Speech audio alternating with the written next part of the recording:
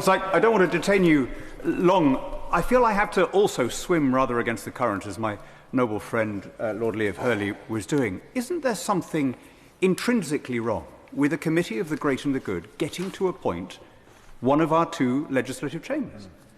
Why bother to get yourself elected to another place and be one among 651 when you could get yourself appointed to a committee that would then, in its turn, appoint a huge chunk of one of the two legislative chambers? Isn't that the very definition of oligarchy?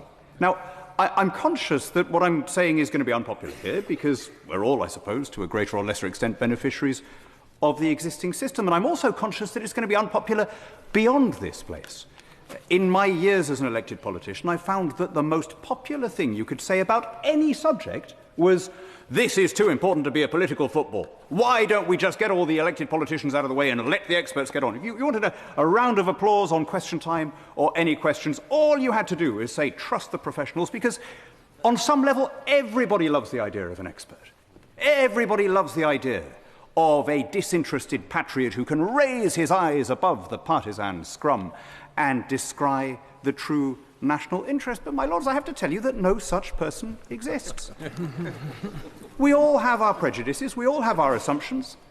The expert, more than anybody, if by expert we mean somebody who has spent his entire career in one particular field. And the idea of having such people appointing jolly good chaps like themselves is the antithesis of representative government. Now, I heard all the arguments that were made about what's wrong with concentrating this power solely in the hands of the Prime Minister, and I agree with that. If this were happening in Xi's China or in Putin's Russia, we'd all say, how terrible. Imagine having the executive filling one of the two legislative chambers. What a travesty, what an affront to democracy.